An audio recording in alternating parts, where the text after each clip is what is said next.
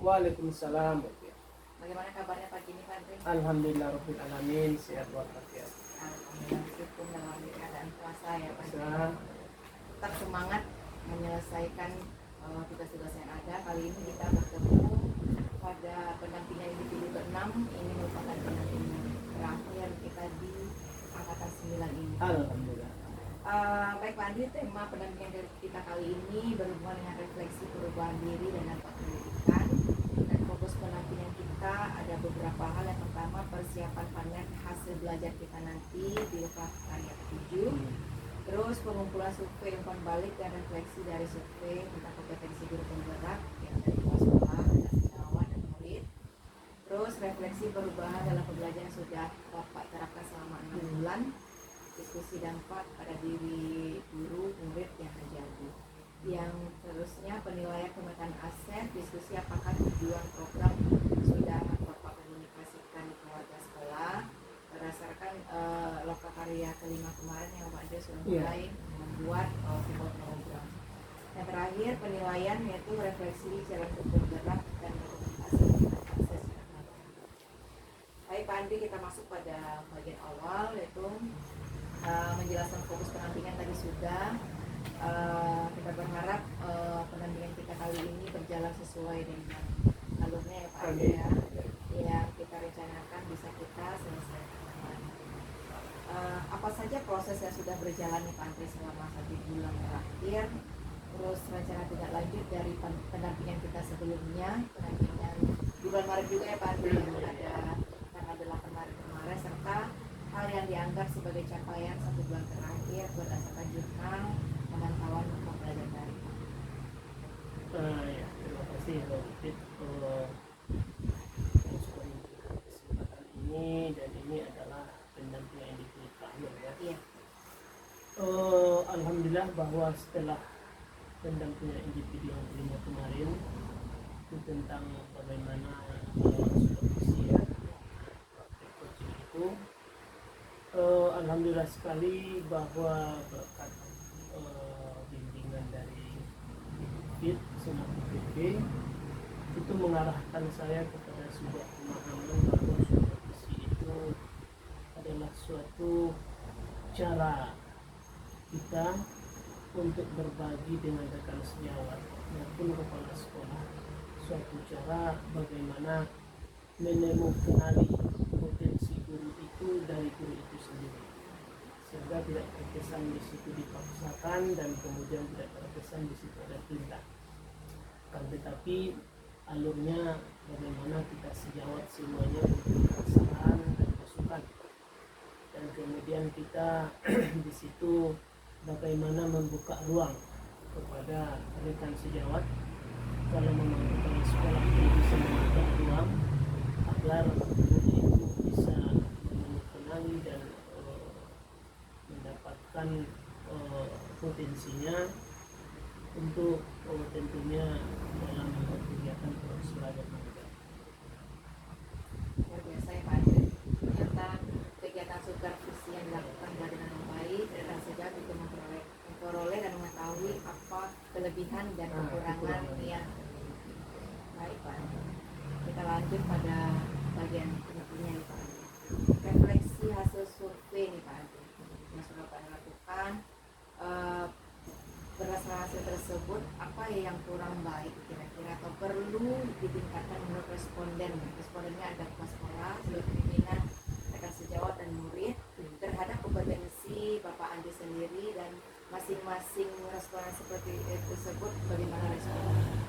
Alhamdulillah Bu, selama mengikuti program CDP ini, bahwa setiap angket yang diberikan kepada responden, baik itu kepala sekolah, rekan sejawat, dan kemudian murid, itu tanggapan mereka sangat baik terhadap pencapaian yang selama ini dalam rentang waktu 6 bulan. Ada perubahan di dalam proses belajar mengajar, kemudian ada perubahan di dalam mengikuti proses kegiatan di sekolah dengan rekan sejawat, begitu juga dengan kepala sekolah. Namun begitu juga dengan murid yang merasa senang dengan praktek-praktek pembelajaran, karena kita di situ sudah mulai menerapkan bagaimana pembelajaran diferensiasi dan kemudian pemahaman kepada murid dan kemudian mengenai potensi siswa, sehingga merasakan mereka di situ bahwa sekolah itu adalah taman bagi mereka. Nah, ketika mengikuti kegiatan-kegiatan pembelajaran yang materi PAI, mereka sangat menyenangi. Begitu juga kepada rekan sejawat, alhamdulillah mereka menanggapi dengan positif. Dan namun kepala sekolah itu saran satu bahwa praktik baik atau berbagi praktik baik perlu ditingkatkan. Artinya bahwa kita memberikan masukan-masukan dan kemudian pertemuan-pertemuan yang sifatnya diskusi kepada guru itu perlu ditingkatkan, karena itu selama ini masih kurang membangun. Kira-kira apa rencana Pak Andri ke depannya nih untuk dilakukan mengenai kompetensi guru penggerak yang rencananya ke depan Bukit kita mengamalkan atau mengaplikasikan semua yang sudah kita peroleh dan kita pahami di program GDP ini, dan kemudian kita akan menularkan ilmu kita kepada rekan sejawat, baik itu dalam bentuk diskusi dan kemudian melalui KKG gugus, KKG kecamatan dan KKG kota, atau kelompok-kelompok atau ronde kelompok-kelompok ronde kita lanjut kepada penilaian pemetaan aset di sini. Di sini ada beberapa pertanyaan yang Pak Andri berkaitan dengan pemetaan aset tersebut. Yang pertama, siapa saja aktor yang terlibat pada saat proses pemetaan aset tersebut? Kalau dalam proses pemetaan aset itu tentu kita dulu berkoordinasi dengan kepala sekolah, CGP dengan kepala sekolah, bagaimana sebenarnya dengan aset ini, bahwa memang beliau sudah memahami apa yang dikatakan dengan aset itu sebagaimana yang sudah kita pelajari, dan kemudian baru kita memberikan semacam materi aset ini kepada rekan sejawat, dan kemudian kepada komite, dan ada yang mewakili wali murid, bahkan kepada murid kita sampaikan mengenai aset ini. Jadi yang terlibat dalam perencanaan aset itu kepala sekolah, rekan sejawat, wali murid, komite, dan kemudian murid pusat.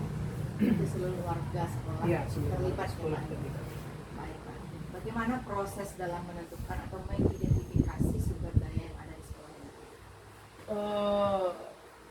Mengidentifikasi sumber daya ada di sekolah ini, ya seperti yang saya katakan tadi, kita bekerja sama dengan kepala sekolah dan kemudian rekan sejawat, komite dan wali murid. Kita semacam rapat, dan kemudian di situ saya sebagai pemateri membuka ruang kepada seluruh yang hadir mengenai aset ini, dan kemudian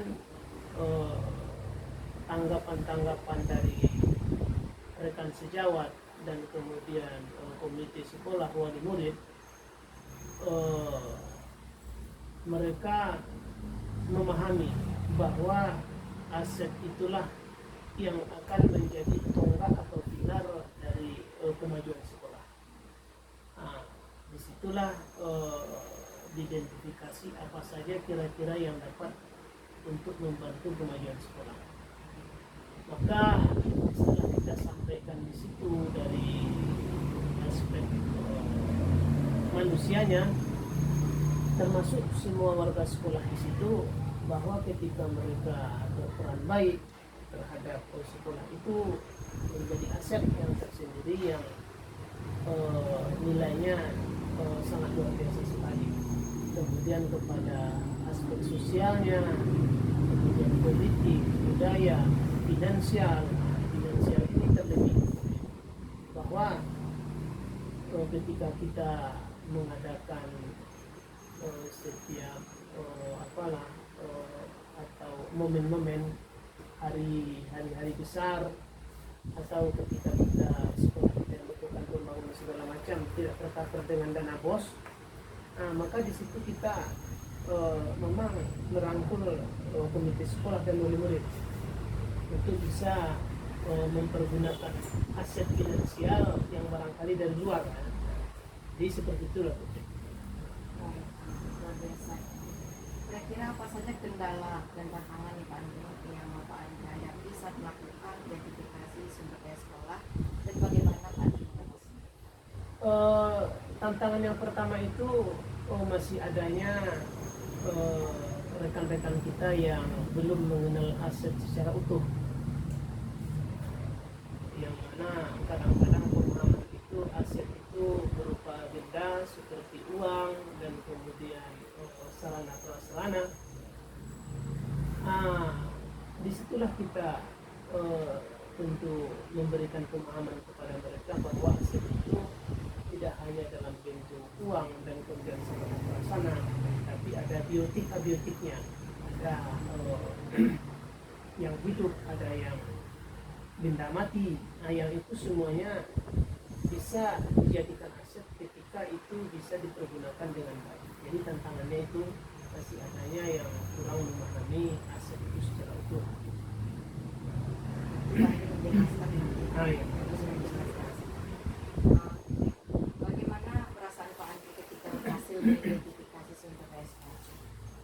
Perasaan saya tentu sangat senang sekali bahwa ketika kepala sekolah kami bicarakan dengan kepala sekolah mengenai aset-aset sekolah yang bisa dimanfaatkan dengan rekan sejawat semuanya, sangat senang sekali bahwa mereka mendukung untuk kedepannya bahwa itu bisa dipergunakan untuk sekolah kita.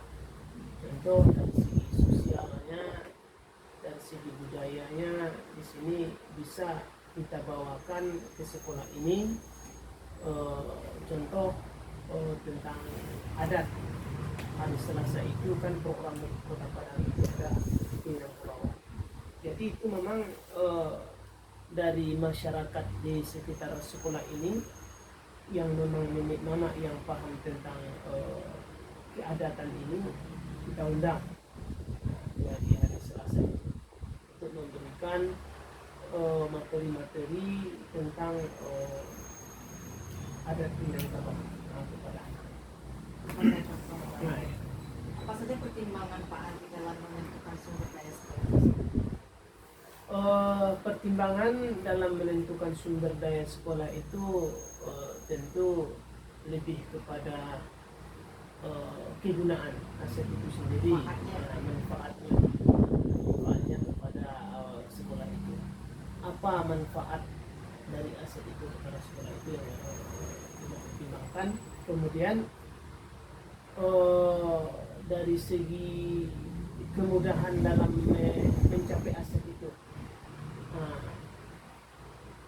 jadi kita menggunakan aset itu di mana yang lebih efektif efisiennya, dan kemudian kegunaannya itu. Maka dan kegunaan